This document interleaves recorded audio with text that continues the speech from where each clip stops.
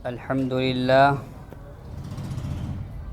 لله رب العالمين والصلاة والسلام على سيد المرسلين وعلى آله وأصحابه أجمعين أما بعد. محترم حضرات، اللہ رب العزت جب انسان کو کوئی چیز عطا کرتا ہے، اس کو نوازنا چاہتا ہے، اس سے پیار کرنا چاہتا ہے، تو اس کو اللہ رب العزت صداقت کے میدان میں اتار دیتا ہے. صداقت کیا ہے؟ صداقت وہ ہے کہ جس میں اللہ رب العزت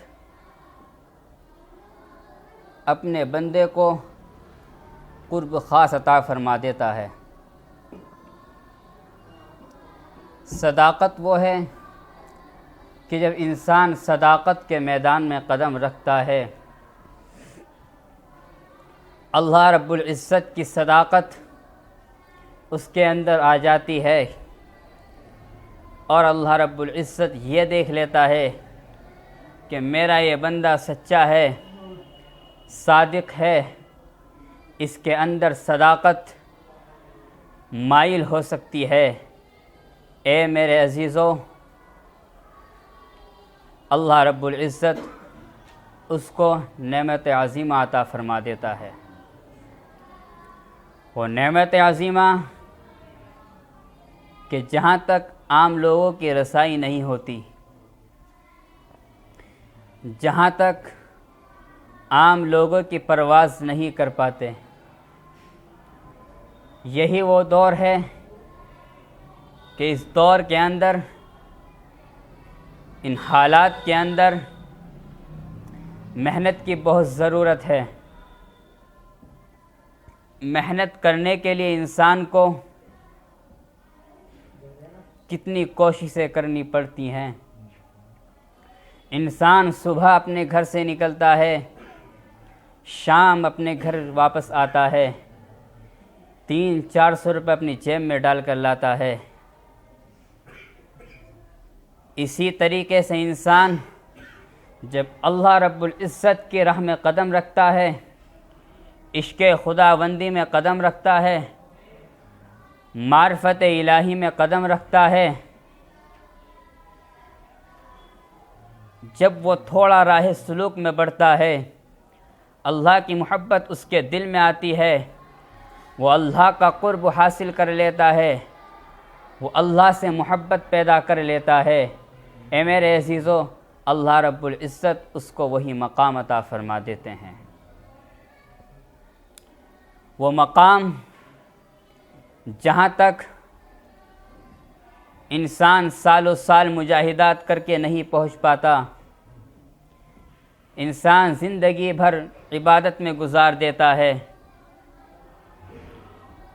انسان اس دنیا کو چھوڑ کر آخرت کی طرف چلا جاتا ہے، لیکن وہ معرفت الہی کے میدان میں قدم نہیں رکھ پاتا. کیوں نہیں رکھ پاتا؟ اے میرے عزیزو، اگر آج کے دور میں یہ بات بیان کی جائے تو انسان اس بات کو غلط سمجھنے لگتا ہے، انسان اس بات کو بیہودہ بات سمجھنے لگتا ہے.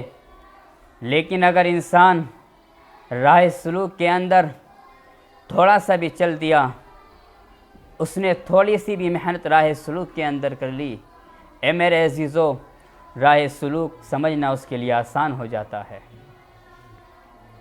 یہ راہ سلوک کوئی عام راستہ نہیں ہے. اس کے اندر تو وہی لوگ قدم رکھ سکتے ہیں جو صادق ہیں، جو صدیقین ہیں، جن کو اللہ رب العزت سے سچی محبت ہے. وہ اللہ رب العزت جس نے ہمیں اس دنیا کے اندر بھیجا، وہ اللہ رب العزت جس نے ہمارے لیے زمین بنائی، زمین کو ہمارے لیے بچھونا بنایا، آسمان بنایا، آسمان کو ہمارے لیے سایہ بنایا. اے میرے عزیزو، یہ زمین ہے، جس پر ہم رہتے ہیں، اپنے مکان بناتے ہیں، یہ زمین ہے جس سے پھل اگ رہا ہے، یہ زمین ہے جس سے سبزی اگ رہا ہے، آسمان ہے، آسمان سے پانی برس رہا ہے، آسمان ہے، آسمان پر بادل ہے۔ اے میرے عزیزو، یہ سب نظام قدرت ہے۔ اب ہمیں سوچنا یہ ہے، سمجھنا یہ ہے کہ انسان ہمیں زندگی کس طریقے سے گزارنی ہے، ہماری زندگی کا اصل مقصد کیا ہے، دنیا میں ہمیں کیوں بھیجا گیا ہے، دنیا میں ہمیں کیوں پیدا کیا گیا ہے، ہمیں انسان بنا کر کیوں بھیجا گیا ہے۔ ارے انسان کی جگہ ہم جنات بھی ہو سکتے تھے، پنچھی پرند چوپائی بھی ہو سکتے تھے، لیکن اللہ رب العزت نے ہمیں انسان بنا کر کیوں بھیجا؟ کبھی میں نے اور آپ نے اس چیز پر غور کیا کہ ہمیں انسان کیوں بنایا؟ اس کے بنانے کا مقصد کیا ہے؟ اے میرے عزیزو، ایک بات یاد رکھ لیے آپ سبھی، اللہ رب العزت کو ہماری ضرورت نہیں ہے، ہمیں اس کی ضرورت ہے۔ اللہ رب العزت کو ہمارا لالچ نہیں ہے، لالچ ہم کو اس کا ہے۔ اگر اللہ ہم سے ناراض ہو گیا، اے میرے عزیزو یاد رکھ لو، پانی کا ایک قطرہ نصیب نہیں ہو سکتا، رزق کا ایک دانہ نصیب نہیں ہو سکتا۔ اللہ ہم سے راضی ہے، ہم نے اسے ناراض کیا ہوا ہے، ہم اس سے دور ہیں، اللہ ہمارے قریب ہے، اور اس کے قریب ہونے کی پہچان یہ ہے، اس نے ہمیں اس زمین پر رہنے کا حق دیا ہے، اس کے راضی ہونے کی پہچان یہ ہے، اس کے قریب ہونے کی پہچان یہ ہے، وہ ہمیں سبز دے رہا ہے، ہمیں انواع قسم کے پھل دے رہا ہے، ہمیں رزق دے رہا ہے، اس کے راضی ہونے کی پہچان یہ ہے۔ جس دن وہ ہم سے ناراض ہو گیا، جس دن وہ ہم سے خفا ہو گیا، اے میرے عزیزو پانی کا ایک قطرہ نصیب نہیں ہوگا، رزق کا ایک دانہ نصیب نہیں ہوگا۔ کیوں کہ رزق دینے والی ذات ہم سے خفا ہو چکی ہے، ہم نے اس کو ناراض کر دیا ہے، وہ ہم سے جدا ہو گیا ہے۔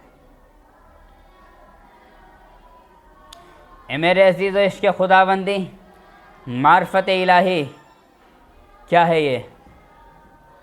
یہ اللہ رب العزت تک پہنچنے کا ایک ذریعہ ہے، ایک راستہ ہے۔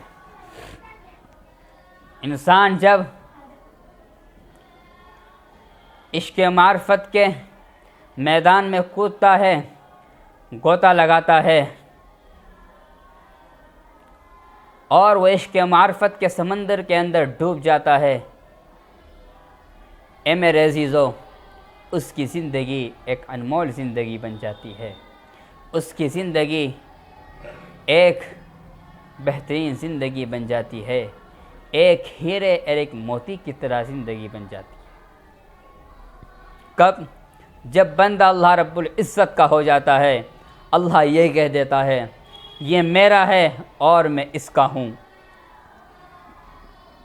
اے میرے عزیزو، ہمیں معرفت الہی کس طریقے سے حاصل ہو سکتا ہے؟ عشق خداوندی کس طریقے سے حاصل ہو سکتا ہے؟ عشق معرفت کس طریقے سے ہمیں عطا ہو سکتا ہے؟ اے میرے عزیزو، انسان محنت اور مجاہدے کرتا ہے، تب کہیں جا کر ایک چمن کھلتا ہے، ایک پھول کھلتا ہے۔ کتنی کلیاں مرجھا جاتی ہیں، کتنے کچے پھول ٹوٹ کر گر جاتے ہیں، کتنے پھل پیڑ سے ہوا کی تاپ نہ لانے کی وجہ سے اپنی زندگی چھوڑ کر زمین پر گر جاتے ہیں۔ چند ہی پھل ہوتے ہیں، چند ہی پھول ہوتے ہیں، چند ہی آم ہوتے ہیں، چند ہی امرود اور سیب ہوتے ہیں کہ جو اس ہوا سے، اس تیز ہوا سے لڑ کر، اس ہوا پر اپنا مقابلہ کر کر اس پہ جمے رہتے ہیں۔ ورنہ میرے عزیزو ہوا آتی ہے، مضبوط سے مضبوط پھل گر جاتے ہیں، پھل کی بات چھوڑو، مضبوط سے مضبوط پیڑ گر جاتا ہے۔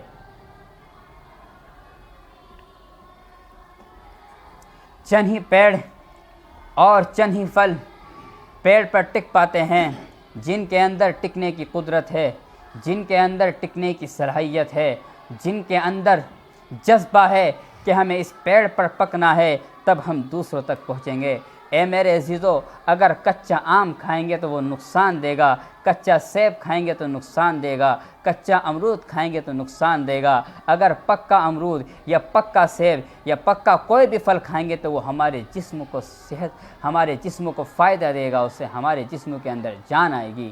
اسی طریقے سے کہ جب انسان راہ سلوک میں قدم بڑھاتا ہے، بڑھانے والے بہت سارے ہوتے ہیں، لیکن میرے عزیزو کتنے پیچھے رہ جاتے ہیں، کتنے کی چپی لگ جاتی ہے، کتنوں کی بک لگ جاتی ہے، اور میرے عزیزو ان میں سے چند ہی ہوتے ہیں جو تکمیل الارشاد تک پہنچ جاتے ہیں، جن کو اللہ رب العزت کا قرب حاصل ہو جاتا ہے۔ منصور حلاج علیہ الرحمہ جب پھانسی پر چڑھے، کسی اہل اللہ نے پوچھا کہ عشق کیا ہوتا ہے؟ کہا کہ تجھ کو عشق کا آج کل پرسوں پتہ چل جائے گا۔ تھوڑی دیر میں پھانسی دے دی گئی، اگلے دن آپ کی لاش کے ٹکڑے ٹکڑے کر دیے گئے، تیسرے دن آپ کی لاش کو جلا دیا گیا۔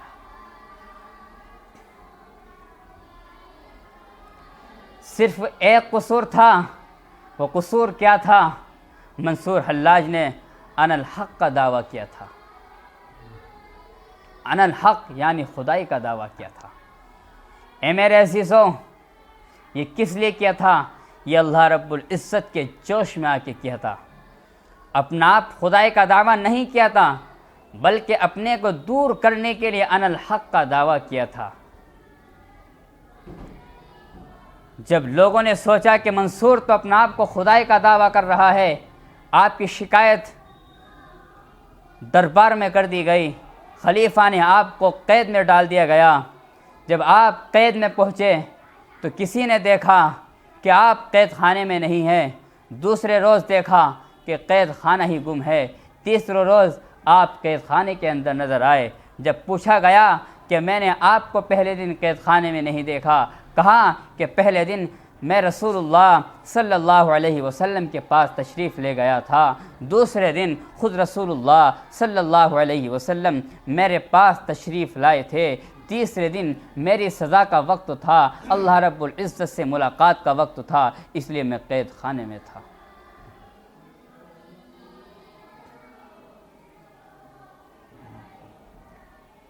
قید خانے کے اندر جتنے قیدی تھے، کہا کہ تم رہائی چاہتے ہو، تم قید خانے سے جانا چاہتے ہو؟ تو قیدی ہنسنے لگے کہ یہ پاگل ہو گیا، دیوانہ ہو گیا، یہ خود تو قید خانے کے اندر ہے، یہ ہمیں کس طریقے سے باہر نکالتا ہے۔ منصور حلاج نے اتنا کہا کہ تم قید خانے سے باہر جانا چاہتے ہو؟ اے میرے عزیزو، ان کی ہنسی تھی کہ سب کے پیروں کی دڑیاں اور ہاتھوں کی ہتھکڑیاں ٹوٹ کے گر گئی، اور سب کو کہے جائیے۔ کہا کہ آپ ہمارے ساتھ چلیے، کہا کہ نہیں، میں نے ایک غلطی کی ہے، اس کی مجھے سزا ہے، اور میرا ان قریب اللہ رب العزت سے ملنے کا وقت آ گیا ہے۔ جب درباریوں نے دیکھا کہ سارے قیدی بھاگ چکے ہیں، پوچھا گیا کہ یہ کیسے بھاگے؟ کہا کہ میں نے بھگائے ہیں۔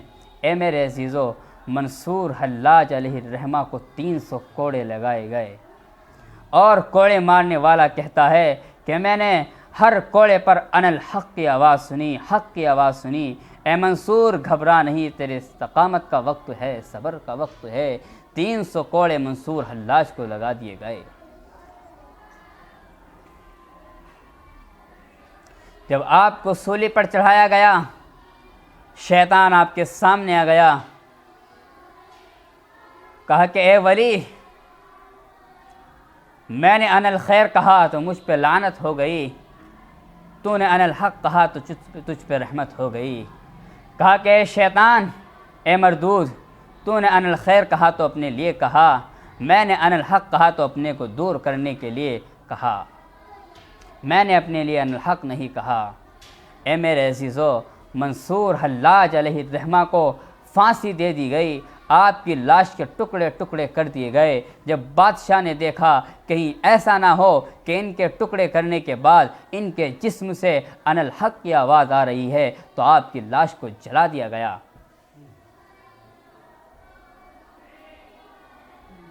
اور راکھ کو جلا کر دریائے دجلہ میں پھینک دیا گیا۔ لیکن انہوں نے اپنے مریدین کو پہلے وصیت کر دی تھی کہ جب میری راکھ کو سمندر دریائے دجلہ میں ڈال دیا جائے تو پورا عراق، پورا بغداد غرق ہو جائے گا۔ تم اس وقت ایک کام کرنا، میری گدڑی لا کر، میرا لباس لا کر دریائے دجلہ میں ڈال دینا۔ مریدین کو وصیت یاد آ گئی۔ جب مریدین نے دیکھا کہ آپ کی خاک کو دریائے دجلہ میں ڈالا تو پانی میں جوش آنا شروع ہو گیا، پانی ابلنا شروع ہو گیا۔ اے میرے عزیزو، مریدین کو فوراً بات یاد آ گئی، وصیت یاد آ گئی۔ انہوں نے منصور حلاج کی گدڑی کو دریائے دجلہ میں ڈال دیا، پانی وہیں رک گیا۔ پھر آپ کی راکھ ایک جگہ اکٹھی ہو کر اس کو دفن کر دیا گیا۔ جب کسی نے خواب میں پوچھا کہ اے منصور، اللہ کا تمہارے ساتھ کیا معاملہ رہا؟ کہا کہ اللہ رب العزت نے مجھے اپنے فضل و کرم سے معاف کر دیا اور جنت الفردوس میں دے دیا، اور رسول اللہ کا پڑوس مجھے مل گیا۔ حضرت شبلی رحمۃ اللہ علیہ اس دن آپ کی قبر پر پوری رات عبادت کرتے رہے اور کہتے رہے، اے اللہ، تیرا ایسا دیوانہ ہونے کے باوجود، تیرا ایسا عاشق ہونے کے باوجود تو نے اس کو ایسی سزا کیوں دی؟ ندا آئی، اے ابو بکر شبلی، اگر ہم اس کو یہ سزا نہ دیتے تو یہ ہمارے راز دنیا کے سامنے کھول دیتا، کہ ہمارے راز دنیا کے سامنے کھول دیتا۔ اس کو ہمارے راز معلوم ہو چکے تھے، جس راز کو یہ دریائے دجلہ پہ ظاہر کرنا تھا، اس نے اس راز کو عوام کے سامنے ظاہر کر دیا۔ حضرت شبلی بتاتے ہیں کہ میں ایک بار منصور حلاج کی قبر پر دعا مانگ رہا تھا اور کہہ رہا تھا، اے اللہ، منصور حلاج کو اپنا قرب عطا فرما دے، اپنی معیت عطا فرما دے، کہ میں نے ابھی یہ دعا پوری بھی نہیں کی تھی کہ مجھے نیند آ گئی اور میں نے خواب میں دیکھا کہ منصور حلاج علیہ قیامت برپا ہو چکی ہے اور منصور حلاج علیہ رحمہ میدان حشر میں کھڑے ہوئے ہیں اور ان کا سر ان کے جسم سے جدا ہے۔ جب پوچھا کہ اے منصور، تمہارا سر کہاں ہے؟ کہا کہ کل قیامت کے دن حوض کوثر ان کو دیا جائے گا کہ جن کا جسم سے سر الگ ہوگا۔ اے میرے عزیزو، بڑی گہری بات ہے، سوچنے کی بات ہے۔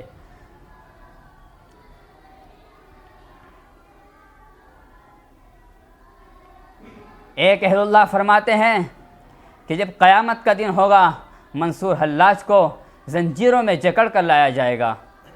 کس لیے لایا جائے گا؟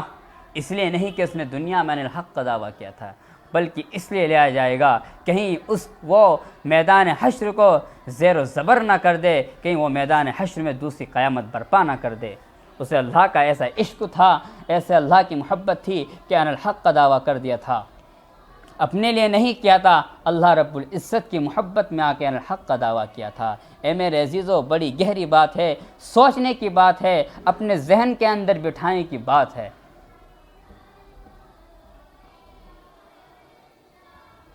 جب انسان اللہ رب العزت کے محبت میں غرق ہو جاتا ہے، غوطہ لگا لیتا ہے، معرفت الہی کے میدان میں ڈوب جاتا ہے، اس میں غرق ہو جاتا ہے، تو اللہ رب العزت اس کو زندگی حیا نصیب فرما دیتے ہیں۔ وہ دنیا کو اپنے لیے قید خانہ سمجھنے لگتے ہیں، وہ دنیا کو اپنے لیے مصیبت سمجھنے لگتے ہیں۔ انہیں اللہ رب العزت سے ملاقات کا شوق حاصل ہو جاتا ہے، وہ اللہ رب العزت سے ملاقات کے شوقین ہوتے ہیں، وہ اللہ رب العزت کی چاہت کے طلبگار ہوتے ہیں، وہ اللہ رب العزت کو باقی رہنے والی چیز میں فنا ہو جاتے ہیں۔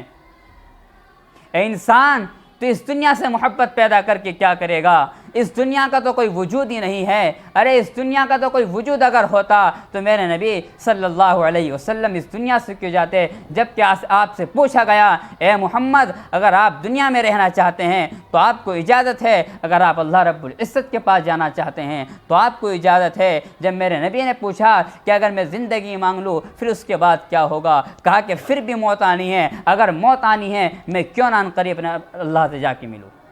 اس دنیا کا کوئی وجود نہیں ہے، یہ دنیا بے وجود کی ہے، یا آج ختم ہو جائے کل ختم ہو جائے، اس کا کوئی بھروسہ نہیں ہے۔ کب تمہارا باپ تمہیں چھوڑ کر چلا جائے، کب تمہارا بیٹا تمہیں چھوڑ کے چلا جائے، کب تم اپنے باپ کو خاک سپرد کر کے آ جاؤ، کب تمہارا بیٹا تمہیں خاک سپرد کر کے آ جائے۔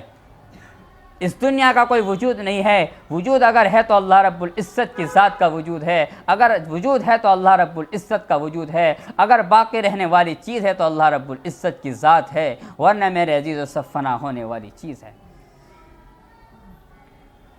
یہاں تک کہ بقا بھی فنا ہو جائے گی، اللہ رب العزت کی ذات باقی رہے گی، اللہ رب العزت کی ذات باقی رہنے والی ہے، اسی کا وجود اس میں رہے گا۔ یہ زمین بھی پگھل جائے گی، آسمان بھی ختم ہو جائے گا، زمین بھی ختم ہو جائے گی، بڑے بڑے محلہ اور مکان بھی ختم ہو جائیں گے، اے میرے عزیزو کوئی چیز باقی نہیں رہے گی۔ آج آپ نے دیکھ لیا اور دیکھ رہے ہوں گے کہ قبرستان جہاں تہاں آباد ہو رہے ہیں اور بڑے بڑے بنگلے، بڑے بڑے محل خالی ہو رہے ہیں، قبرستان آباد ہوتے جا رہے ہیں۔ میں خود جب روزانہ والد صاحب کی قبر پر جاتا ہوں تو وہاں مجھے روزانہ ایک نئی قبر نظر آتی ہے۔ شاید کوئی دن ہوگا کہ جب نئی قبر نہ ہوتی ہو، مجھے روزانہ وہاں نئی قبر معلوم ہوتی ہے۔ معلوم یہ ہوتا ہے کہ یہ زمین نے ابلنا ختم کر کر اب نگلنا شروع کر دیا ہے، یہ زمین انسان کو نگلنے لگی ہے۔ اے انسان اپنی زندگی کو اللہ رب العزت کے لیے وقف کر دے، اے انسان اپنی چاہت اللہ رب العزت کی ذات کو بنا لے، اپنا مقصد اللہ رب العزت کی ذات کو بنا لے، اپنے دل کا راز اللہ رب العزت کی ذات کو بنا لے۔ اللہ کا اگر عشق ہو، ایسا ہو کہ کسی کی محبت ہمارے دل پہ نہ آئے، غم اگر ہو تو اللہ کا ہو، عشق اگر ہو تو اللہ کا ہو، خوف اگر ہو تو اللہ کا ہو۔ جس کے دل میں اللہ کا خوف آ گیا، اللہ کی محبت آ گئی، اللہ کی معیت آ گئی، اس کے دل کو کوئی خوف نہیں دے سکتا۔ اس کے دل میں اس کا خوف ہے، اس کے دل میں اس کی محبت ہے کہ جو پوری دنیا پر، پوری کائنات پر راز کرنے والا ہے۔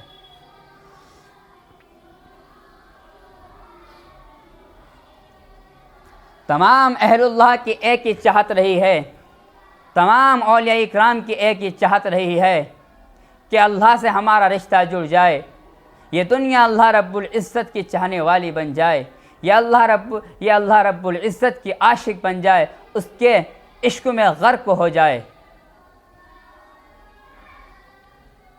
اے میرے عزیزو، یہ تبھی ہوگا کہ جب ہم کسی اہل اللہ سے اپنا تعلق جوڑیں گے، کسی اللہ کے عاشق سے اپنا تعلق جوڑیں گے۔ اگر انسان یہ سمجھ لے گا کہ میں ڈائریکٹ اللہ رب العزت سے محبت حاصل کر لوں، اللہ رب العزت تک پہنچ جاؤں، تو میرے عزیزو بہت مشکل ہے، بہت دشوار ہے۔ اگر انسان اس دنیا کے اندر دیکھتا ہے کہ ایک لائٹ ہے، لائٹ کا کنیکشن کہاں سے ہے؟ ایک کھمبے سے ہے، اس کھمبے پر ایک ٹرانسفارم رکھا ہوا ہے، اس ٹرانسفارم کا تعلق اس سے بڑے ٹرانسفارم سے ہے، اور اس کا تعلق اس سے بڑے ٹرانسفارم سے ہے۔ جب کہیں جا کر ہمارے مکانوں تک لائٹ پہنچتی ہے، اگر ڈائریکٹ لائٹ جہاں بنتی ہے وہیں سے لائٹ اگر آ جائے تو میرے عزیزو سارے تار پگھل جائیں، آگ لگ جائے، ساری لائٹیں خراب ہو جائیں۔ انسان اگر یہ سمجھے کہ میں ڈائریکٹ اللہ رب العزت سے محبت پیدا کر لوں تو میرے عزیزو بیچ میں پھنس کے رہ جائے گا۔ ایک رہبر کی ضرورت ہے، کیونکہ میں نے پہلے بھی کہا اور آج بھی کہہ رہا ہوں کہ جب انسان اللہ رب العزت کی معرفت میں غوطہ لگاتا ہے، قدم بڑھاتا ہے، تو شیطان اس کے بیچ میں آ جاتا ہے، اس کو کبھی جنت دکھاتا ہے، کبھی دوزخ کا خوف دیتا ہے، کبھی اس کو ہیرے موتی دکھاتا ہے، کبھی زمین کے خزانے دکھاتا ہے کہ یہ اس میں الجھ جائے، اللہ رب العزت تک نہ پہنچے۔ اگر ہمارا کوئی رہبر رہے گا تو ہم اس سے اپنی کیفیت بیان کرتے رہیں گے، وہ ہماری اصلاح کرتا رہے گا۔ اگر ہمارا کوئی رہبر ہے وہ ہماری اصلاح کرتا رہے گا اور بتاتا رہے گا یہ سب چیز غلط ہے۔ اے میرے عزیزو، ساری چیزیں بیکار ہیں، ساری چیزیں مخلوق ہیں، ساری چیزیں فنا ہونے والی ہیں، اگر باقی رہنے والی ذات ہے اللہ رب العزت کی ذات ہے۔ اگر ہمیں پیار کرنا ہے تو اللہ سے پیار کرنا ہے، اگر ہمیں عشق کرنا ہے تو اللہ سے عشق کرنا ہے۔ اگر ہمیں محبت کرنی ہے تو اللہ سے محبت کرنی ہے، ورنہ میرے عزیزو سب بیکار ہے۔ انسان اس دنیا میں رہتا ہے، آخری وقت آتا ہے چلا جاتا ہے، انسان اس دنیا میں آتا ہے اور چلا جاتا ہے، کوئی وجود ہی نہیں ہے۔ وجود کیوں نہیں ہے؟ وجود تو صرف ایک کا ہے، اللہ رب العزت کا۔ وجود تو ایک کا ہے، کس کا؟ جس نے ہمیں اس دنیا میں بھیجا۔ باقی رہنے والی ذات تو ایک ہی ہے، وہی ہے جس نے ہمیں بھیجا، جس نے ہمیں پیدا کیا، جس نے ہمیں پیارا نبی عطا کر دیا، پیارا قرآن عطا کر دیا، پیاری حدیث عطا کر دی، اسی کا وجود اس دنیا کے اندر ہے۔ جب منصور حلاج علیہ الرحمہ لوگ یہ کہہ دیں کہ قیامت کے زنجیروں میں جکڑ کر اس لیے لایا جائے گا کہ وہ حشر کے دن دوسری قیامت برپا نہ کر دے، اے میرے عزیزو، کیا تم ایسے نہیں بن سکتے کہ اللہ رب العزت یہ کہہ دے، اے بندے تو نے دنیا میں ہماری طلب پوری کی تھی، آج آخرت میں ہم تیری طلب پوری کر رہے ہیں۔ ایسے بن کے دکھا دو کہ شیخ ابو الحسن خرقانی جیسے بندے یہ کہہ دے کہ اللہ رب العزت قیامت کے دن مجھ سے کہے گا، اے ابو الحسن تو کیا چاہتا ہے؟ میں کہوں گا کہ اللہ میں یہ چاہتا ہوں جتنے بھی امت محمدی تھے ان سب کو میرے ساتھ جنت میں بھیج دے۔ تو اس وقت اللہ کے نبی کہیں گے، اے ابو الحسن اگر تو چاہے تو میں اپنے آگے تیرے لیے جگہ خالی کر دوں۔ تو ابو الحسن کہتے ہیں کہ میں اس وقت یہ کہوں گا کہ اللہ کے نبی، اے میرے محبوب، اے میرے آقا، میں تو دنیا میں بھی آپ کا تابعدار تھا اور یہاں بھی آپ کا تابعدار رہوں گا۔ اے میرے عزیزو، کہتے ہیں کہ اللہ رب العزت اس دن فرشتوں کو حکم دے گا اور فرشتے میرے لیے ایک فرش بچھا دیں گے جس پر رسول اللہ اور میں کھڑے ہوئے نظر آئیں گے۔ اور کہا کہ تمام اولیاء اکرام، تمام انبیاء اکرام حشر کے میدان میں کرسی پر بیٹھے ہوئے مخلوق کا نظارہ کر رہے ہوں گے، لیکن ابو الحسن وہ ہوگا جو یکتا عرش پر اللہ رب العزت کا دیدار کر رہا ہوگا۔ اور کہہ دیا کہ انبیاء کے جانشین وہ ہیں، علماء اکرام انبیاء کے جانشین نہیں ہیں۔ سختی سے کہی یہ بات کہ علماء اکرام جو ہیں انبیاء کے جانشین نہیں ہیں، اصل جانشین تو اولیاء اکرام ہیں، کہ علماء اکرام نہیں ہیں۔ علماء اکرام کا علم فتوے دینے تک صحیح ہے، شریعت تک صحیح ہے، اصل جو جانشین ہے وہ ہے کہ جس کے دل میں اللہ رب العزت کا درد ہو، جس کے دل میں اللہ رب العزت کی محبت ہو، جو عشق معرفت کے میدان میں قدم رکھ چکا ہو، غوطہ کھا چکا ہو، وہ اصل جانشین ہے۔ کہ اگر میں اس چیز کا فتویٰ دوں تو یہ فتویٰ میرا غلط نہیں ہو سکتا۔ اصل جانشین جو ہیں اولیاء اکرام ہیں، اور حقیقت بات بھی یہی ہے کہ انبیاء اکرام کا تعلق اللہ سے تھا۔ ان کی چاہت یہی تھی کہ میری امت اللہ کی دیوانی بن جائے، میری امت اللہ کے عاشق بن جائے، اور ان کا جانشین وہی ہے کہ جو ان کے نقش قدم پر چلے۔ ولایت حاصل کرنے نہ کوئی کمال نہیں ہے، ولایت حاصل کر لینا کوئی بڑی بات نہیں ہے۔ اگر ولایت ہو تو رنگ نبوت ہو، ورنہ ولایت ہی نہ ہو۔ وہ ولایت کیا ہے کہ جس میں رنگ نبوت نہ ہو؟ وہ ولایت کیا ہے کہ جس میں رسول اللہ کا رنگ نہ ہو؟ وہ ولایت ہی کیا جس میں اللہ کی محبت نہ ہو؟ وہ ولایت ہی کیا ہے کہ جس میں رسول اللہ کی محبت نہ ہو، جس میں معرفت الہی نہ ہو؟ وہ ولایت ہی کیا ہے کہ جس میں عشق خداوندی نہ ہو؟ ولایت اگر ہو تو رنگ نبوت ہو۔ ہمارے حضرت کہتے تھے کہ اگر ولایت ہو تو رنگ نبوت ہو، ورنہ ولایت ہی نہ ہو۔ ایسی ولایت کا ہمیں کیا کرنا ہے جس میں رنگ نبوت نہ ہو، جس میں معرفت الہی نہ ہو، جس میں عشق خداوندی نہ ہو۔ اے میرے عزیزو، سمجھنے کی بات ہے، غور کی بات ہے کہ جب انسان عشق معرفت کے میدان میں قدم بڑھاتا ہے 2000 آگ کے دریا پار کرنے پڑتے ہیں۔ 2000 آگ کے دریا پار کرنے کے بعد کون سی آگ؟ یہ دنیا کی آگ نہیں ہوتی، وہ عشق کی آگ ہوتی ہے جو جہنم سے بھی زیادہ سخت ہوتی ہے۔ وہ اللہ رب العزت کے عشق کے 2000 دریا پار کرنے کے بعد جب کہیں انسان عشق معرفت کے سمندر تک پہنچ کر اس میں غوطہ لگاتا ہے، اگر اس نے 19,999 سمندر پار کر کر آخری سمندر میں گر گیا تو اس کی ساری محنتیں رائے گا خراب ہو جائیں گی، بیکار ہو جائیں گی۔ اسی لیے جب انسان اللہ رب العزت کی راہ میں قدم بڑھاتا ہے تو شیخ اپنے مرید کا بہت دھیان رکھتا ہے کہ میرا مرید کس راہ پر چل رہا ہے، میرے مرید کا اس وقت کیا مقام ہے، میرے مرید کا اس وقت کیا کیفیت ہے، کیا حالات ہیں۔ شیخ کو اپنے متعلقین سے دریافت کرتا رہنا چاہیے اور متعلقین کو بھی اپنے شیخ سے اپنی کیفیت بیان کرتی رہنی چاہیے۔ کہیں ایسا نہ ہو کہ آپ شیطان کے وسوسے میں آ کر اپنے شیخ سے بات چھپا کر وہ شیطان تم کو گمراہ کر دے اور تمہیں لا کر ایسی جگہ ڈال دے کہ تم پچھتاؤ اور تمہاری ساری زندگی خراب ہو جائے، پھر تم شیخ سے اس بات کا ذکر کرو۔ اور ایک بات یاد رکھ لیے، شیخ کو اپنے مریدین کی ساری باتوں کا راز معلوم ہوتا ہے لیکن وہ چھپا کر رکھتا ہے۔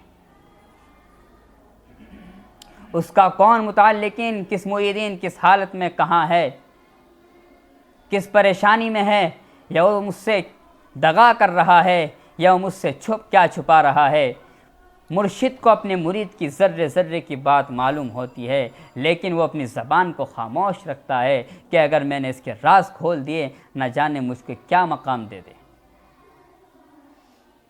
شاہ عبد القادر جیلانی رحمۃ اللہ علیہ ایک بار سفر کر رہے تھے، جنگل میں پہنچے، جنگل میں پہنچ کر ایک آواز آئی، اے عبد القادر جیلانی تجھ کو نماز معاف ہو گئی۔ کیا کہا کہ تجھ کو نماز معاف ہو گئی۔ سوچا کہ عبد القادر جیلانی کو نماز معاف ہو گئی، فوراً لا حول ولا قوت الا پڑھا اور کہا کہ شیطان میرے سامنے سے دفع ہو جا، رسول اللہ کو نماز معاف نہیں ہوئی، تمام اولیاء اکرام کو نماز معاف نہیں ہوئی، کیا عبد القادر جیلانی کو نماز معاف ہوتی ہے؟ شیطان چلا جا، تیرا دھوکہ ہے، میں تیرے دھوکے میں نہیں آؤں گا۔ یہ کب ہوا؟ جب اللہ سے محبت حاصل کر لی۔ اگر اللہ سے محبت نہ ہوتی اے میرے عزیز، و شیطان کے حربے میں آ کر نماز کو چھوڑ دیتے، اور شیطان طاق میں لگا ہوا ہوتا ہے کب یہ بندہ کوئی غلط کام کرے، کب مجھے مزہ آئے، کب یہ بندہ اللہ رب العزت سے دور بھاگے میری طرف کھنچے۔ اے میرے عزیزو، راہ سلوک میں بڑی بڑی منزلیں آتی ہیں، بڑے بڑے راستے آتے ہیں، بڑے بڑے کانٹے آتے ہیں، آگ کے دریا آتے ہیں، پانی کا سمندر آتا ہے، تب کہیں جا کر ولایت حاصل ہوتی ہے، تب کہیں جا کر رنگ نبوت حاصل ہوتی ہے، تب کہیں جا کر معرفت عشق خداوندی حاصل ہوتی ہے۔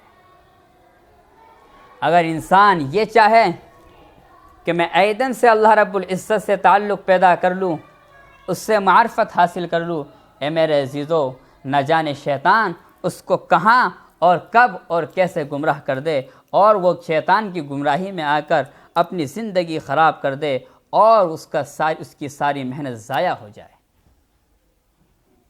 جس طریقے سے حضرت بائیجیز بستامی سے کہا، اے بائیجیز بستامی، ہم نے تیرے لیے جنت لبھا کر دی، تو جتنی جنت چاہے جنت لے لے۔ کہا کہ میرے اللہ، کچھ لوگ عبادت کرتے کرتے، ریاضت کرتے کرتے، محنت اور مجاہدے کرتے کرتے تجھ تک بڑھے، تو نے ان سے جنت کا وعدہ کر لیا، وہ جنت کے لے کر خوش ہو گئے۔ اے میرا آقا، مجھے جنت نہیں چاہیے۔